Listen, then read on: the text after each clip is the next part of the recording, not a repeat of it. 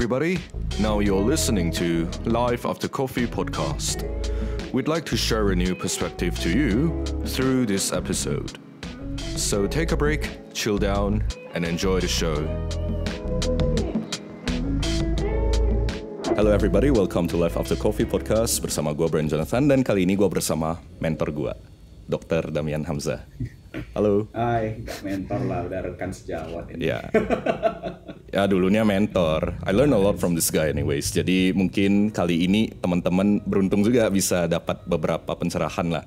Soalnya fun fact, dulu ketika SMA, ini mentor gue, aside from Dalton ya, Dr. Damian juga ngasih banyak banget lah pelajaran hidup yang gue juga udah pegang sampai sekarang. Dan ya begitulah gue sekarang.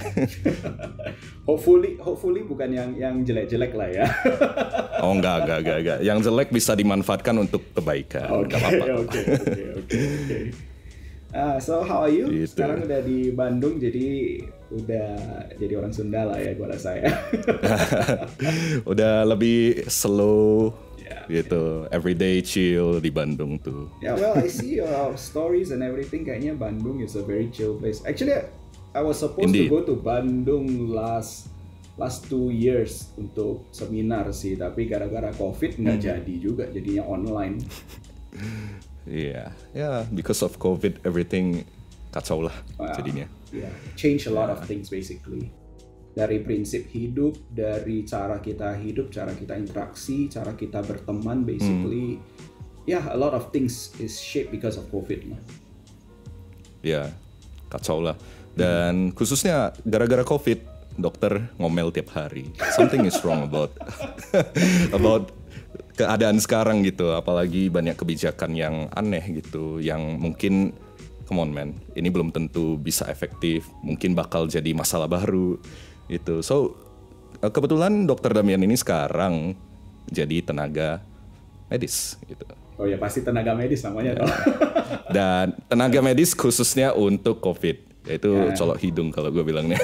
Oke lah, so sedikit background lah ya. Jadi halo, nama saya Damian Hamzah ya. Saya jadi basically saya itu dokter umum, tetapi spesialisasi saya itu di kesehatan kerja atau K3. Kenalnya, kita sedikit sejarah lah ya. Kenalnya si Brian mungkin dari zaman dia SD mungkin ya, bukan SMA lagi, SD, dari satu gereja. Udah jauh Sebenarnya banget. gue kenal bapak mamanya sih dari waktu masih pacaran sih. So you can see the age gap lah ya. Wah, itu mah udah jauh banget lah. So dari sana, gimana gue bisa kenal Brian lebih dekat ya, basically saya sempat jadi guru ya di Methodist Charles Wesley ya. Itu sedikit dari pelayanan kembali lah ke alma mater Methodist, karena saya juga alumni Methodist dari TK, SD, SMP, SMA sampai universitas ya. So dan sekarang karena COVID kebetulan kita itu dengan klinik saya itu kita menjadi kontraktor kesehatan ya di tambang emas Martabe ya, yang punya Astra. That's one of the biggest gold mine in Southeast Asia. Kita yang menjadi kontraktor kesehatan untuk COVID-19 mitigation mulai dari tahun 2020 akhir 2021 ya. Dari 2021 kita di sini. So kerjaan kami ya basically, kalau itulah bahasa kerennya COVID-19 mitigation team, tapi kalau bahasa kasarnya ya tukang colok hidung lah. So kita deal with all the screening, all the policy making untuk kebijaksanaan perusahaan dalam menjalankan kesehatan kerjanya, to provide a very safe, not very safe but as safe as possible environment, apart from kecelakaan kerja yang biasa, work fatigue, tapi ya namanya juga infectious disease and pandemic related diseases, kita juga bantu untuk lakukan mitigation services. Kita bantu juga bagaimana komunikasi dengan dinas kesehatan setempat supaya bukan hanya aset perusahaan yang di dalam perusahaan, tetapi lingkungan sekitar itu kan, apalagi kita katakan ini adalah community based disease ya. Jadi bukan mereka kerja aja mereka kena, tapi di luar juga pasti kena. Jadi bagaimana kita mitigasi itu semua supaya proses kerja tetap optimal dan tetap safe. Ya pastinya karena COVID ini banyak kebijaksanaan di dalam lingkungan kerja itu berubah ya. Mulai dari harusnya ada karantina sebelum masuk tempat kerja, mulai dari pembagian pekerja yang namanya FIFO ya, first in first out, yang dari luar, dari Jawa, dari ekspat dengan tenaga kerja lokal, itu semua jadinya tidak seperti biasa ya. Banyak hal-hal yang harus kita perhatikan, banyak hal-hal tren penularannya itu bagaimana, sampai dengan juga sampai juga ini sudah di bagian mana, tertular di mana yang kena, jadi kayak mana secara mereka punya interaksi kita harus perhatikan. Ya mungkin kalau dilihat ya mungkin kerjaan kita skopnya tidak terlalu besar lah ya, kok dibandingkan dengan rekan-rekan medis yang langsung kerja di rumah sakit, di IGD terutama di Wisma Atlet ya, mereka no choice, semua mereka harus terima. Kalau kita kan skopnya itu masih di dalam ruang lingkup perusahaan ya, paling banternya ya satu kota itu, karena basically orang-orang yang bekerja di sana kan adalah residen di kota tersebut gitu. I see. Wow, agak complicated juga ternyata dan lebih luas juga. Maksudnya tidak seperti yang gue bayangkan tadinya, kayak hanya ya udah colok hidung doang. Tapi ternyata banyak juga ya kerjaan gitu.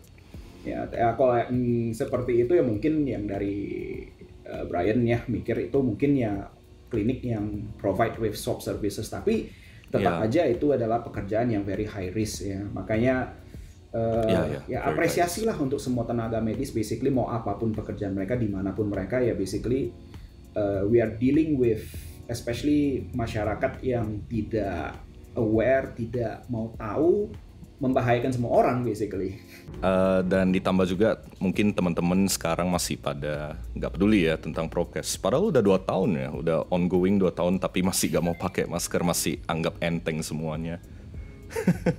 Ya, to be honest, semua orang pasti akan ada titik jenuh. Semua orang jenuh, including me ya. Gue juga ada beberapa kejadian di mana ya also very burnout karena kita kerjanya itu mulai dari jam 4 pagi udah harus bangun, jam 6 udah harus standby. Kadang kerja kita telusuri, kita sisir semua, kita screening semua itu.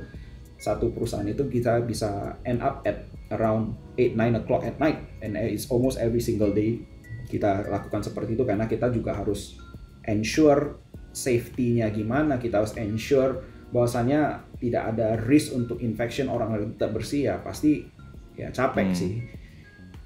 Not including kalian ya, saya juga kalau disuruh pakai masker kemana-mana tiap hari juga capek juga. Iya sih sebenarnya. Saya juga pernah naik gunung pakai masker N95. So semua orang pasti akan jenuh, pada waktunya pasti akan jenuh. But the thing is that jenuh boleh jenuh, tapi kita harus mikirkan orang lain ya. Yang saya lihat sebenarnya banyak kawan-kawan itu in the end mereka mengambil suatu self justification, whereas kan gua kena hari itu, dan malahan sekarang trennya itu dengan Omicron banyak orang berlomba-lomba posting gua S1, S2, S3 sarjana COVID-1, sarjana COVID-2, 3, 4 sampai ada yang kena 5 kali basically, dan kayak bangga gitu. Kok awal-awal kita tahu pertama-tama orang kena COVID itu kayak semua ditutup-tutupin, kayak aib gitu. Lu kena COVID? Enggak kayak aib gitu. But sekarang kayak semua orang kayak bangganya mengatakan bahwasanya gue udah kena COVID gini-gini. Oke, fair aja itu masing-masing orang, sikap-sikap orang, tapi yang saya mau tegaskan sebenarnya adalah lu di hari ini lu kena, lu nggak apa-apa, nggak, it's okay. Tapi belum tentu orang lain akan you know. Orang-orang dengan autoimmune disease, orang-orang dengan penyakit komorbid, orang tua, orang yang tidak bisa vaksin, bukan kayak nggak mau vaksin ya, tidak bisa vaksin karena kondisi medis. Lu kan nggak tahu lu bisa nularin ke dia atau tidak. We are facing something that we cannot see. Lain halnya kita kalau COVID itu datang dengan kayak asap warna hitam datang gini, oh ya COVID di sana, kita lari, kita nggak pakai masker juga nggak apa-apa, kita bisa lihat. But the thing is that we are seeing something that we cannot see it, or we're facing it, we cannot see it. Jadi kayak gua ngomong seperti ini aja, berapa banyak droplet yang keluar, dan gua juga belum tentu 100% free of COVID, ya kan? Sih. masa inkubasi harus kita perhitungkan masa inkubasi itu. Dan dengan Omicron ini yang penelitian terakhir itu malahan lu bisa menularkan 2 hari sebelum lu keluar symptoms. Wow. So how can you be very sure that you are 100% free, you know? Wow. Okay. So this type of things, my message actually to everybody is that whether you want to censor this or not, don't be a dick. Don't be an asshole. You know, lu bisa safe dengan diri lu sendiri, tapi orang lain belum tentu bisa safe. Dan jangan sampai terjadi kejadian, lu udah setengah mati, lu udah mau tanda kutip udah mau mati, udah sampai di rumah sakit saturasi udah sesak-sesakan gitu, lu baru oh iya nyesel, it's too late. Atau lu udah bawa pulang ini disease ke orang tua atau ke orang yang lu kenal, yang lu sayangi, ternyata dia responnya tidak bagus dengan COVID ini meskipun udah vaksinasi ya, because I got a case di mana ada kenalan di Jakarta itu udah vaksin lengkap dan meninggal because of COVID. Vaksin lengkap dengan booster. Wow. Itu pun tetap bisa ya?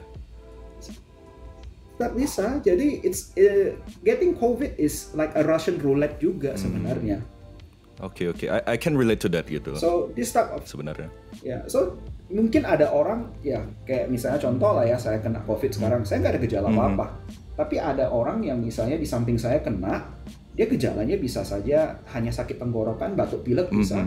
Tapi maybe somebody else itu bisa sampai diare, lemas, sesak nafas. We never know.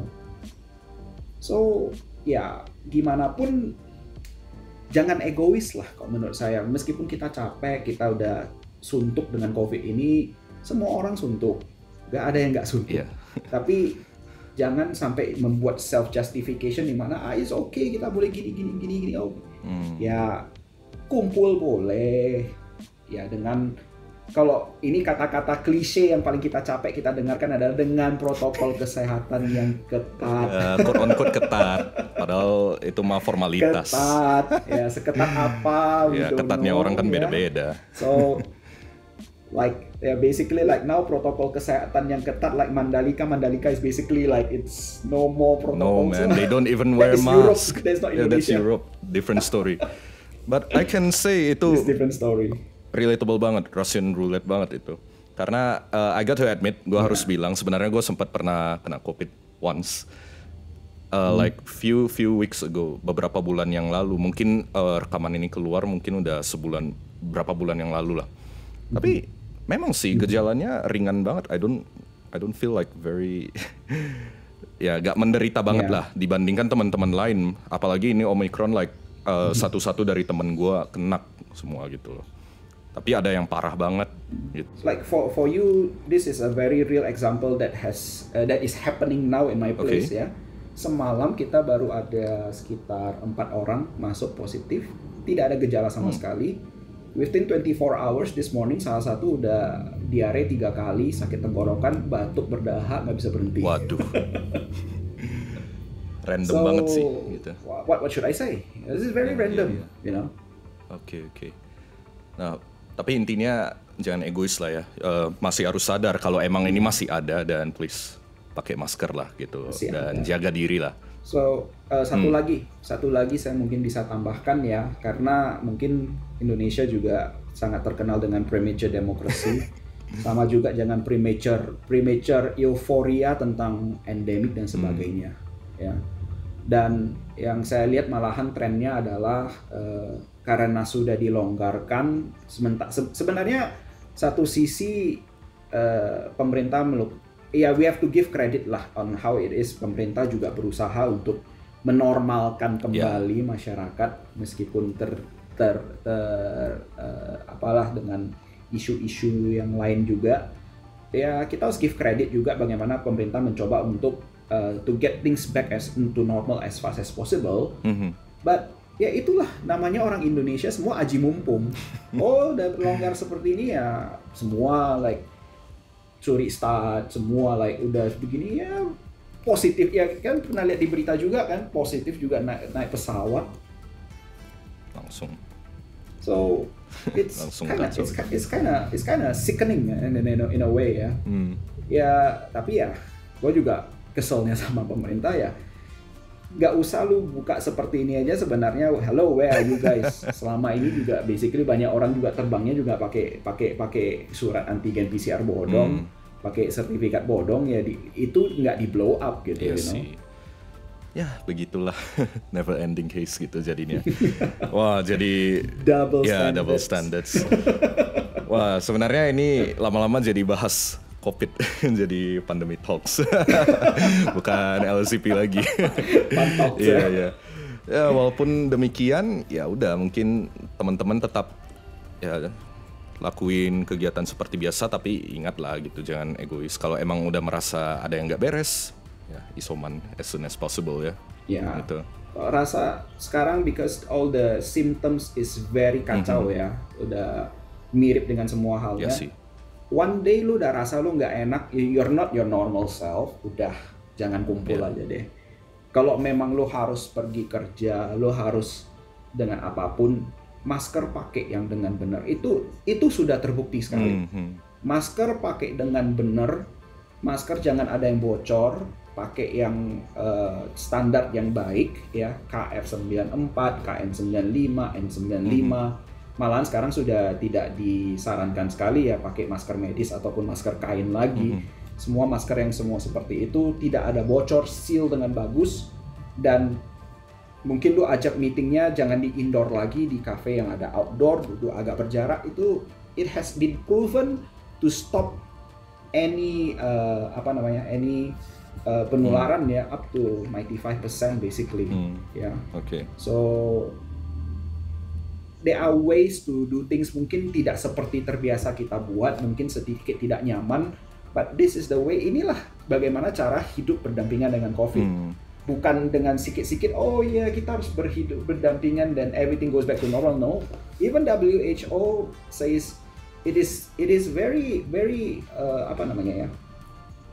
sangat berbahaya, it's very dangerous. Ini banyak negara semua udah lawan guideline, udah tidak mengikuti guideline WHO, meskipun beberapa hal kadang-kadang WHO juga you know lah ya. Yeah. But ya kita mau ikut standarisasi siapa lagi gitu. Sedangkan ini sudah semuanya udah mulai break the things, udah mau udah mau menganggap dia masuk endemi sendiri, padahal parameternya semua tidak terpenuhi. So the way for us to accelerate that adalah ya memang harus disiplin. Inilah kita dipaksa untuk disiplin hidup. If you can relate or you can remember, karena COVID ini juga lah kita sekarang nggak banyak lagi yang pilek-pilek. Oh iya, benar juga ya. Nggak banyak yang sakit tenggorokan kan. Apart from memang takut ngaku. Okay. Tapi lu pakai hand sanitizer, lu cuci tangan, lu pakai masker, otomatis yang hal-hal seperti itu udah pasti nggak kena lagi. Oh, betul juga ya. Pulang rumah langsung mandi. Iya.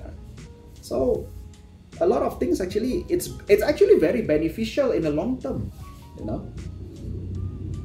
Lu diare itu juga udah nggak sering lagi kan, udah hampir nggak diare juga karena cuci tangan terus. Iya juga ya. Malah lebih meningkat sih kualitasnya orang sekarang gitu tentang kebersihan jadinya. True. True. That's why dulu kita suka pikir kan, wah orang-orang Korea, orang-orang Jepang, China pakai masker itu keren-keren. But in the end ya, karena it helps a lot, you know. It helps a lot. Yeah, if you ever seen my video like last 2 days itu, lu lihat kan ada orang di bar itu ngomong itu muncratnya itu gimana? Itu kacau sih. Itu takut sendirilah liatnya. Jijik sendiri, gua postingnya aja, gua liatnya juga gua muntah sih. Ngeri itu. Lu bayangin selama ini gimana kita. Ngeri itu. Gitu ya. Wah, oke. Thanks for the enlightenment. Makasih banyak untuk pencerahannya. Sebenarnya mungkin masih ada sebagian hal yang gua baru tahu juga. Tadi penjelasannya mungkin teman-teman juga baru tahu juga. Tapi ya itulah. Mungkin kedepannya kita bakal sering ngobrol lagi sama Dr. Damian. Siapa tahu ada pencerahan lebih lanjut lagi tentang COVID gimana. Ya jadi saluran lah gitu. Ya, saya bisa kasih input ya. Ini kan live juga langsung dari lapangan apa yang kita langsung hadapi ya. Jadi ya moga-moga bisa membantu juga. Oke. Itu sih untuk penjelasan tentang COVID-nya dari dokter yang langsung di lapangan gitu. Nah, sebenarnya yang pengen gue bahas juga kemudian itu tentang background yang tadi Damian sempat kasih tahu, yaitu udah kenal gue dari dulu gitu. Mungkin teman-teman juga kaget ya, ini kok kenal gue dari kecil gitu. Bahkan orang tuanya belum menikah aja udah kenal gitu.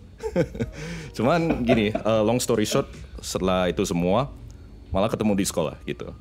Dan malah jadi dekat ya gara-gara apa gitu, sering ngopi gitu ya. Atau ya sering ngopi sama akhirnya kerja bareng Dalton. Mungkin teman-teman yang selama ini udah dengar LSCP udah tahu Dalton itu siapa, udah sering muncul lah di season pertama. Oh iya. Nah, well, he's a very fantastic guy lah, unique and fantastic. Ya, agak gimana ya, in his own way. Eccentric. Yeah. Yeah, very eccentric. Tapi we owe a lot of things actually to him ya, karena dia juga model-model tipe orang yang sangat idealis ya. Tapi maksudnya bukan tapi ya tapi juga sih.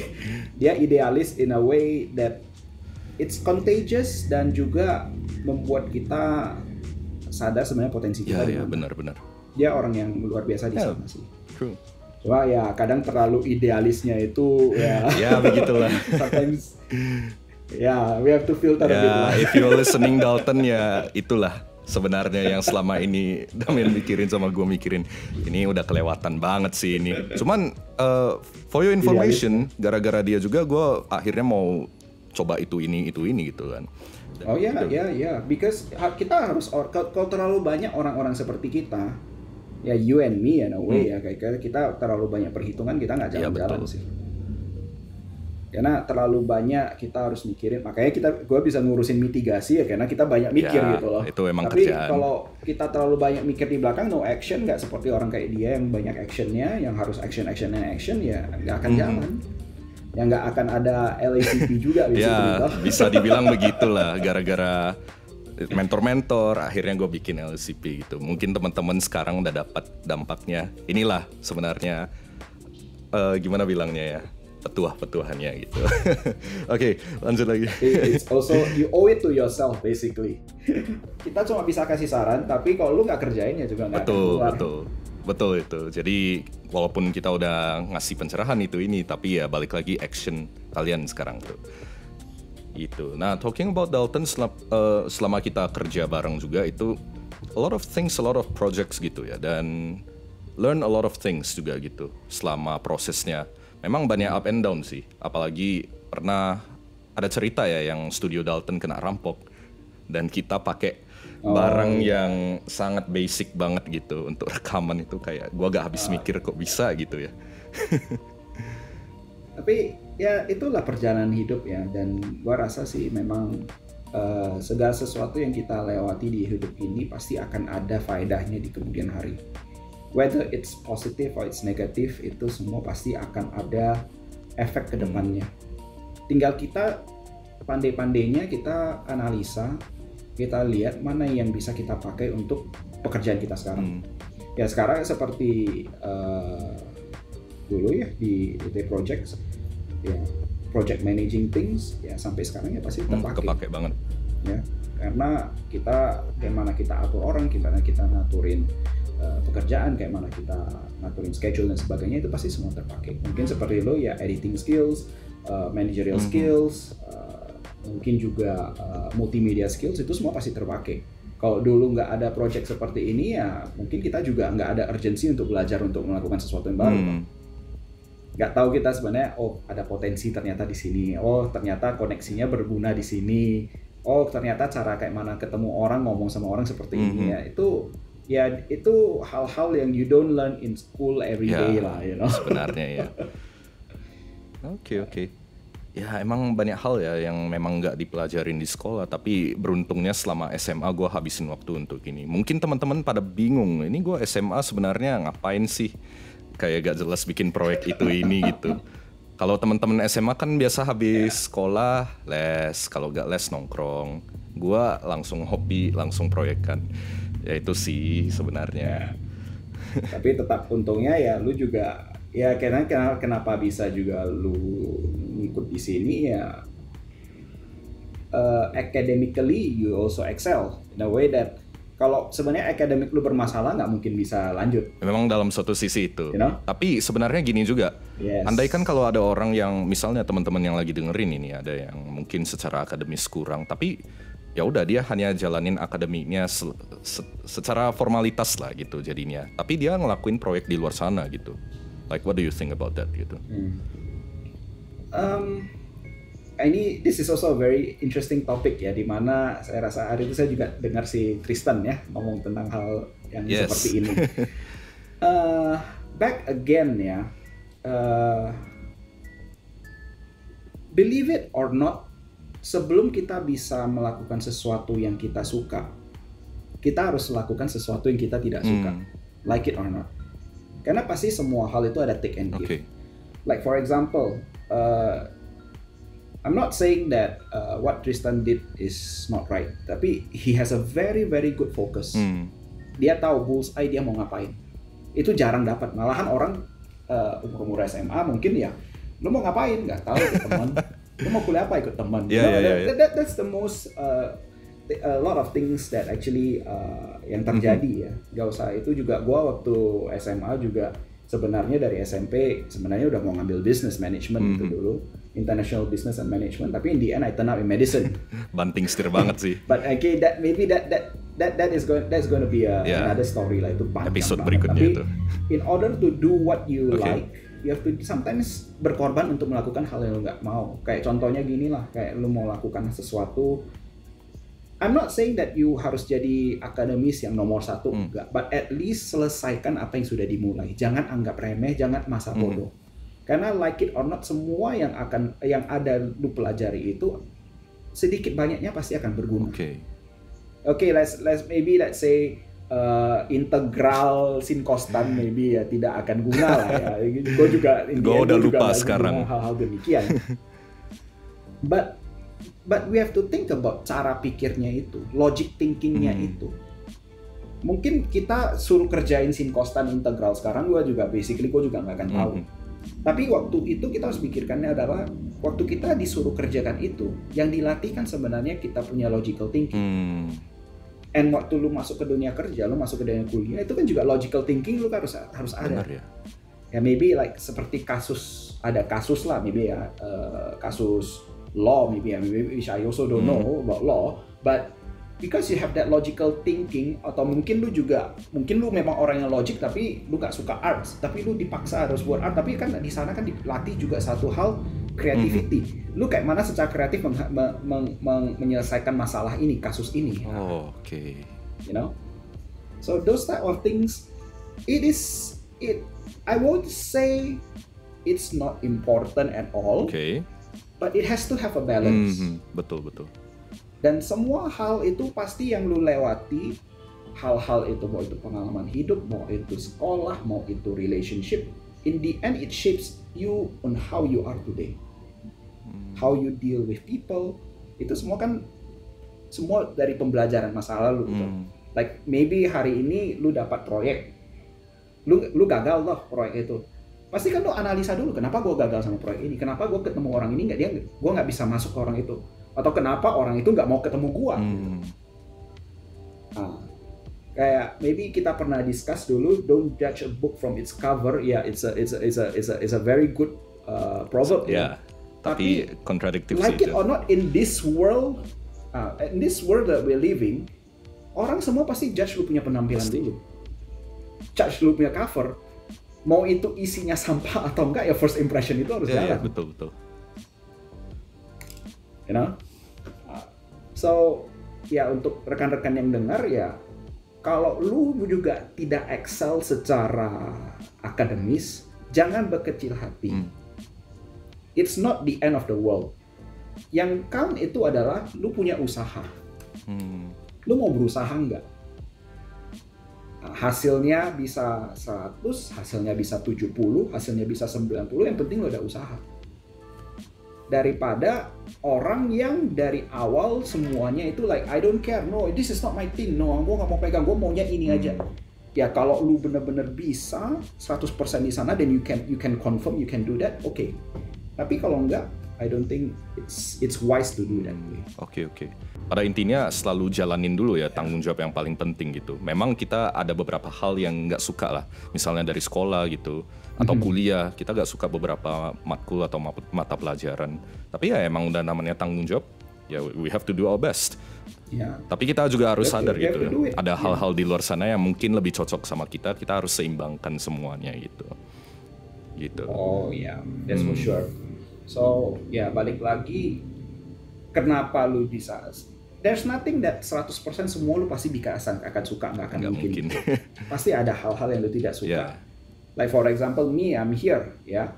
Okay, maybe I'm doing my work, I'm staying in a quite a good place. Tapi ya, gue jauh, resikonya gue jauh dari orang rumah, gue jauh dari teman-teman, gue sendiri di sini gitu. Ya, apakah itu enak? Ya, if you can make the best of it, ya you go through it. Tapi ya, if you cannot, ya kan semua orang jadinya semuanya nggak bisa gitu. I see. Itu sih untuk sekedar pelajarannya itu ya sekedar untuk tahu lah kira-kira kita harus balance semuanya. Apalagi tanggung jawab yang paling penting. Tapi kita juga tahu apa yang kita suka, kita seimbangkan semuanya. Memang ini hampir sedikit agak kontradiktif dengan apa kata Dalton dulu. Dia di episode yang paling awal itu kan dia suruh kita we chase our dreams through imagination or whatever gitu. Tapi ya harus seimbangkan gitu ya. Itu juga betul. Karena kalau kita tidak punya dream, kita tidak punya imagination, ya kita jadi orangnya stagnan. Nah, mungkin pembicaraan kita hari ini melengkapi apa yang dikatakan Dalton. So sebelum kita bisa ke sana, with imagination, do what you want, ya lo harus kerjakan hal-hal yang lo nggak mau dulu. Oke? Kenapa orang katakan hobi itu mahal? Ya untuk menikmati hobi lu, ya lo harus kerjakan hal yang lo nggak mau. Kalau nggak, dari mana hobi, dari mana duitnya dapat? Betul juga sih. Oh iya, benar. Oh itu quote of the day. Benar. Ya. Oke. Itu kita udah dapat beberapa hal dari sana, dan sebenarnya gue juga pengen sih nge-share ke teman-teman langsung ini dari orangnya yang gue dapat selama gue SMA. Mungkin sekarang kan dibilangnya nggak mau dipanggil sebagai mentor gue lagi lah. Soalnya udah nggak tahu lah ya dianggap apa gitu. Mau awet muda. Gua justru harus banyak ngobrol sama lu untuk lepasin stres lo. Ya itu bisa kita tentukan lah waktunya, nanti kita ngobrol-ngobrol. Oke. Nah tapi gue mau share ke teman-teman, selama gue SMA gue dapat banyak beberapa pelajaran yang gue bahkan pegang sampai hari ini dari Dr. Damian langsung. Contohnya salah satunya ya, swallow more than you can chew itu salah satu hal yang emang wow nempel banget ya gitu. Jadi hari gini ya banyak hal di luar sana yang kita rasa wah ini keren, kita harus lakuin ini, kita harus ikutin ini gitu. Apalagi banyak itu influencer racun-racunin kita beli itu ini, tapi duit kita gak ada, habis juga gitu beli racun yang gak perlu gitu loh. Apalagi kita lihat orang-orang yang kelihatannya kaya, crazy rich, kita jadi iri. Kita mau seperti mereka, tapi ternyata belum tentu kaya beneran gitu. So, sebenarnya ya, it's a very good word. Don't swallow more than you can chew ya. It's because ya, apalagi di dunia kerja ya, kita kan semua kan kultur kerja sini hustling. Ya, terus hustling. Satu lagi ABS ya, asal bapak senang ya.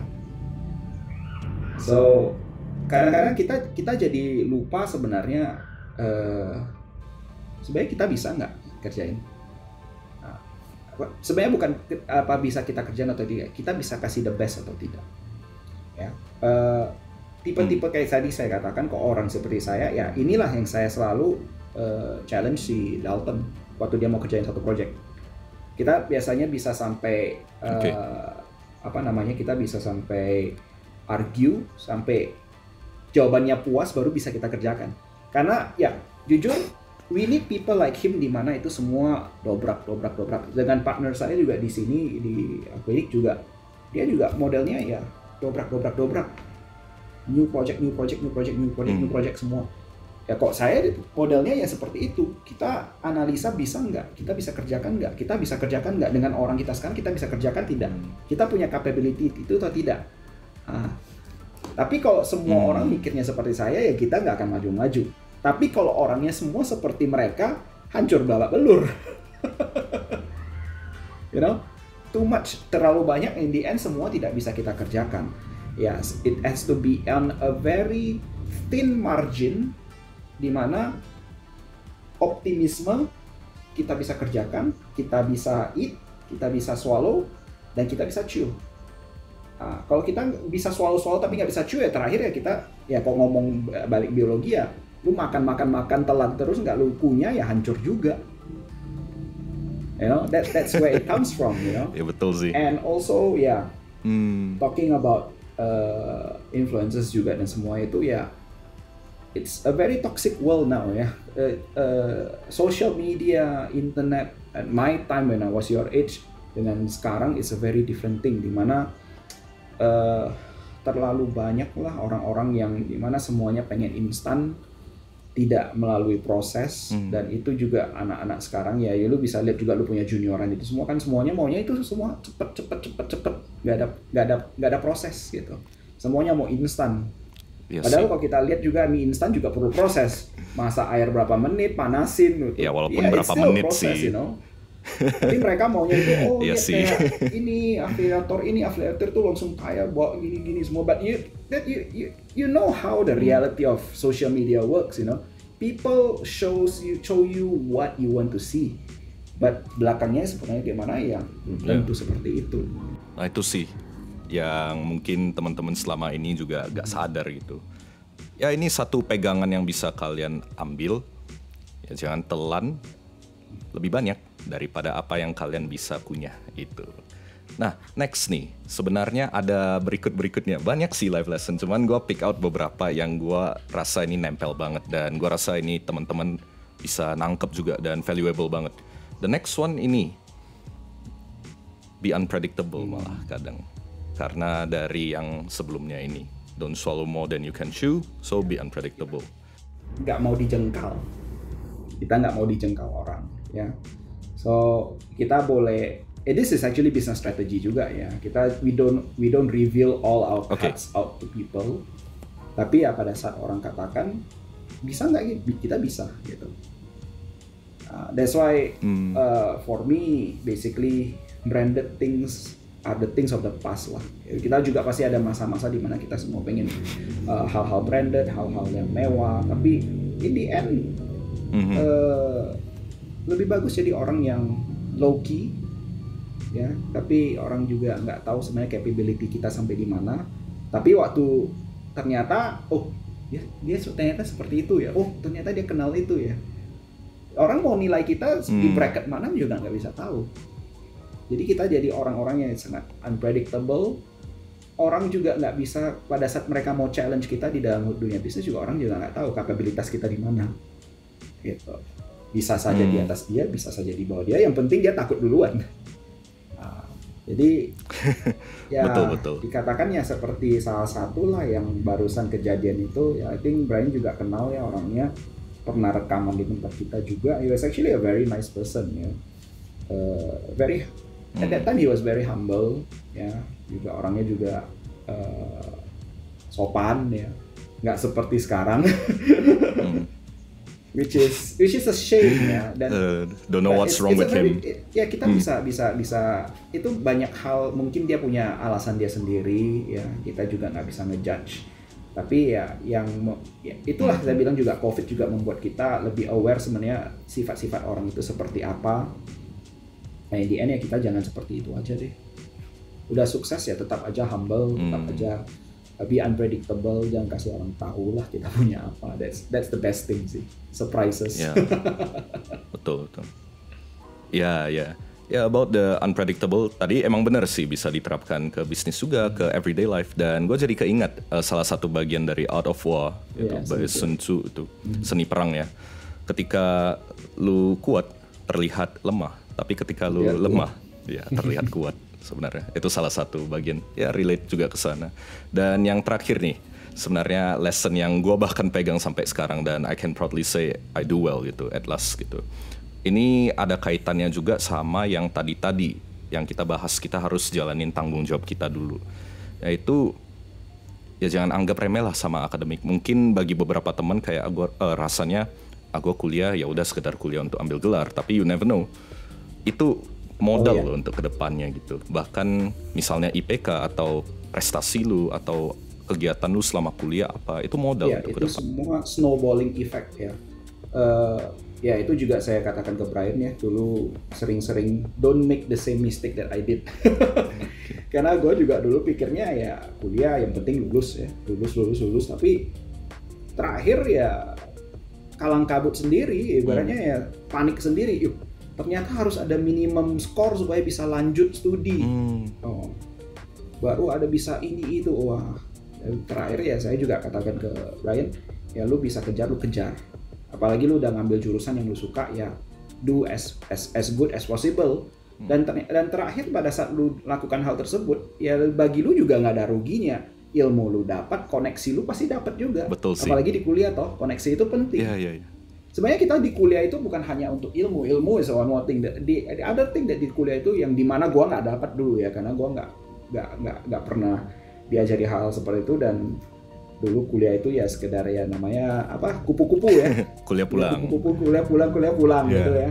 Gue tipenya seperti itu, dan I'm glad you didn't do that. Ya lu kenal orang, lu kenal koneksi, apalagi lu di kota perantauan ya. Ini koneksi ini akan terakhir lu build up. Inilah aset lu ke depan gitu. Dan mau gimana pun nanti setelah dari ini di kuliah adalah IPK, nanti di dunia kerja ya resume. Dan resume itu sangat-sangat penting, di mana ya saya juga rasain sendiri, di mana saya mau kontak orang di LinkedIn untuk hal-hal yang penting, orang pasti lihat dulu profil lu gimana, lu kerja di mana, lu siapa gitu. Oh iya, betul. Pada dasarnya kalau lu tidak melakukan hal-hal yang bagus, lu gimana mau dibalas sama orang yang lebih penting gitu. Benar. So from now is building portfolio, building your connections, building your inilah amunisi yang bisa lu lakukan di zaman kuliah ini supaya bisa fuel up your future career. Gitu. Oke, keren. Mau itu di arah korporat, mau di arah entrepreneurship, itu pasti berguna. Karena in the end lu ketemu bos juga mau tahu lu udah kerjain apa, lu itu siapa. Ya benar. Meskipun orang bilang itu IPK nggak guna, HRD pasti tetap akan lihat itu IPK. Lu di sana ada lihat orang yang dengan this degree, dengan orang yang tidak ada degree pasti ditanya yang ada degree duluan. Like it or not, mungkin secara kapabilitas orang yang tidak ada degree itu malah lebih capable.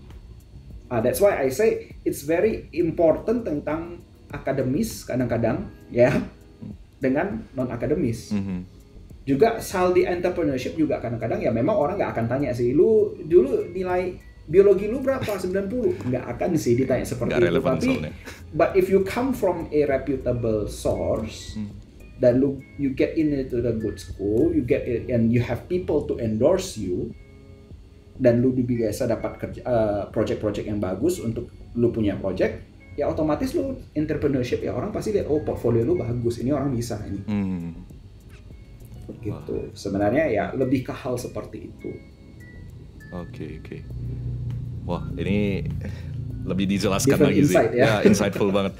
Dan sebenarnya bagi gua mungkin udah lewat lah ya, dan at least gua bangga sih. Gua udah pernah denger langsung advice-nya dari lo juga, dan gua terapin gitu. Dan mungkin teman-teman yang baru kuliah atau adik-adik kelas gua, ini bisa jadi salah satu pegangan buat kalian. Ini aset untuk kedepannya, modal gitu. Mungkin bagi kalian sekarang, apa sih? Untuk apa sih ini semua? Tapi ya siapa tahu kedepannya itu bakal berguna semuanya. Gitu. Dan ada satu lagi life lesson yang gue rasa ngenak banget ke gue. Dan sekarang gue lihat itu mulai terasa gitu. Yaitu ini. Lu gak akan pernah tahu orang kedepannya bakal jadi apa. Jadi ya sebaik mungkin baiklah ke semua orang. Just do good to everyone. Itu juga. Ya. Itu paling fundamental lah, itu mungkin harus dijadikan prinsip hidup sih. Be good to everyone, karena you never know akan ketemu dia di skenario apa. Ya meskipun lu tahu juga gue punya sifat sebenarnya I'm far from that ya. Kalau orang, gue udah nggak suka orang, I give my to that people juga sih itu sebenarnya ya. Lah. I'm also learning every single day karena itu nggak gampang sih, nelan ego itu nggak gampang. Dan sampai sekarang gue tetap belajar ya. Mungkin the best I can do ya, orang yang gue nggak suka ya gue cuma limit the interaction. Tapi ya jangan sampai musuhin orang lah, jangan sampai dimusuhin karena you never know kapan perlu mereka punya bantuan, you never know roda kehidupan itu seperti apa. Bisa saja hari ini lu di atas, besok lu di bawah, dia yang di atas, lu juga perlu bantuan dia. Ya betul sih. Ya emang itu mungkin bagi beberapa orang susah diterima, bahkan gue pribadi juga susah nerima itu tadinya gitu. Cuman sekarang udah mulai terasa dan gue rasa teman-teman juga sedini mungkin lah. Ya jangan bermusuhan lah sama siapapun gitu loh. Just do good to everyone karena gak akan pernah tahu itu kedepannya gimana gitu. Cari kawan susah, cari musuh bentar aja. Ya, cita orang aja dia mati dulu dia jadi musuh. Gak salah sih. Ya that's true. Oke. Nah, jadi kita udah tahu banyak hal gitu dan gue harus kasih tahu. I learned a lot from this guy dan gue juga pengen kalian dapat apa yang gue dapatkan dulunya gitu dari episode kali ini. Jadi mungkin next time kita bisa ngobrol lebih banyak lagi sama Dr. Damian karena banyak hal yang insightful dan ceritanya juga butuh curhat ya karena tekanan jadi dokter tinggi banget. Asal yang dengar jangan bosan aja deh. Iya, gak apa-apa lah. Maksudnya seling-selingan ada beberapa hal yang berguna juga gitu. Itu sih. Jadi ya begitulah akhirnya. Malah sekarang bukan mentor, malah mau dianggap sebagai rekan sejawat. For some reason. Rekan sejawat lah. Gue juga harus learn a lot of things from you lah basically. Now. Alright. We have to learn from the younger generation. They're getting old. Oke. Ya begitulah. Jadi buat teman-teman yang udah pantengin terus sampai sekarang, thank you very much udah pantengin terus dan kita bakal ngobrol lagi ke depannya. So, with me Brian Jonathan and Dr. Damian. Signing out. Bye-bye. Ciao. Signing out. Bye.